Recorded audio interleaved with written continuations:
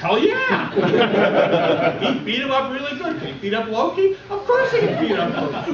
Wham, wham, wham. Puny God. I had to see that movie 3 times before I heard him say puny God. His fans were laughing over the rest of it. How big of a nerdgasm did you have when you got to see the Hulk do that? Oh, I was in hysterics.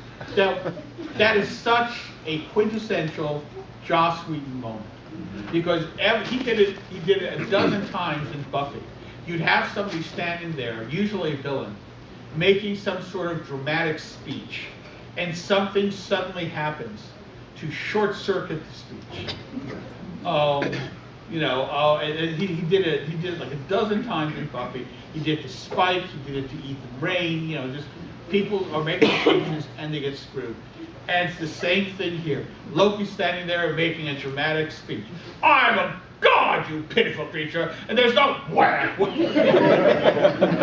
audience was dying. My wife and daughter saw it at the Marvel screening. I was out of town, and so I couldn't see it at that point. But they saw it at the Marvel screening, and they said that the laughter went on for like 30 seconds. 30 seconds, with Loki just lying there going,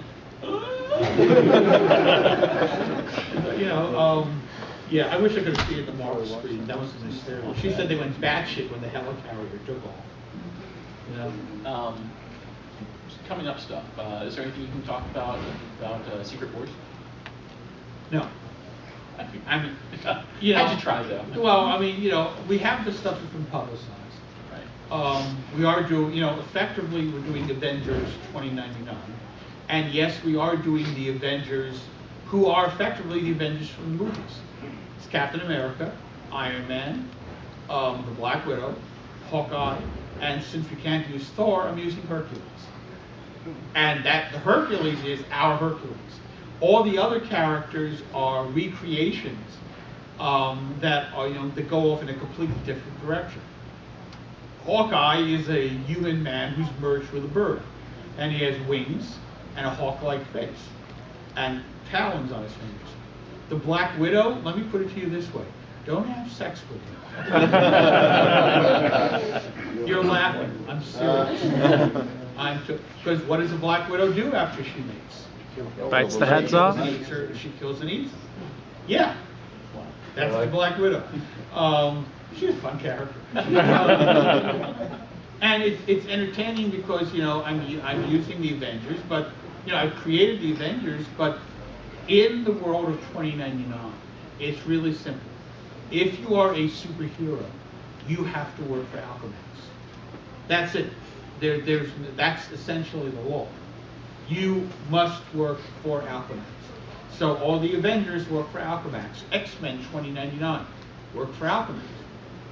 And what's interesting is that the Avengers are going to wind up coming up head-to-head with another group of heroes who have not the slightest interest in working for Alchemax.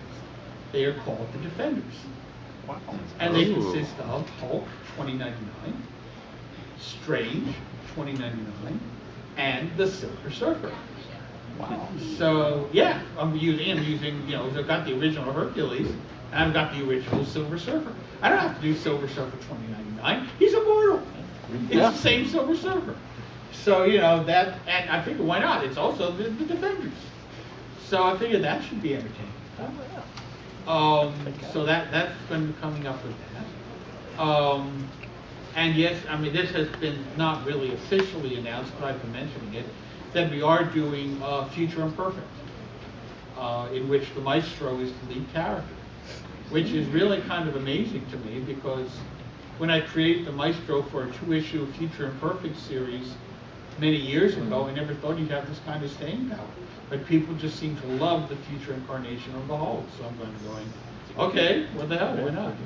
And Greg Land is drawing that, and he's doing a fantastic job. Absolutely fantastic. Let's talk about Comic Cons for a bit. They've changed even more than the comics industry lately. They've become big, giant media events now. Somehow. Most people's perceptions of Comic-Con seem to be affected by San Diego. But let's remember that San Diego Comic-Con originally was a small convention that was effectively in the basement of a hotel. No one knew that it would eventually take over the San Diego Convention Center, which is the length of 3 football fields and is increasing. What I find interesting about the San Diego Comic-Con is that if you go look at the dealer's room, the amount of space in the dealer's room that is dedicated to comic books has not really changed in 20 years. It's the same dealers with comic books, no additions that I can really see. They take up an incredibly small percentage of the convention center. Most of the dealer's room at the convention center is taken up by publishers or movie studios promoting movies, and there are also some art dealers and some sellers of old books and all that kind of thing. But the amount of space taken up by comic book people is not appreciably larger than it was 20 years ago. I'm really not quite sure what to make of that. But it says to me that there are certain things in comic books that just remain completely stagnant. But there are still small comic book, there are still small comic book conventions. I get invited to them all the time. Yes, there's also Wizard World, and is Creation still there? Yeah, there's still Creation Cons, that kind of thing.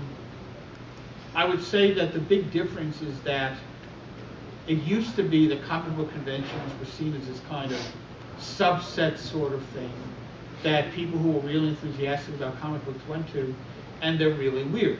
Because, oh wow, people who go to comic books dress strangely and get enthusiastic about stuff that in the long run really doesn't make much of a difference in the world. Like baseball games, and football games, and hockey games, and basketball games. They're all essentially the same thing. People gathering together to worship something that they all adore while wearing interesting outfits.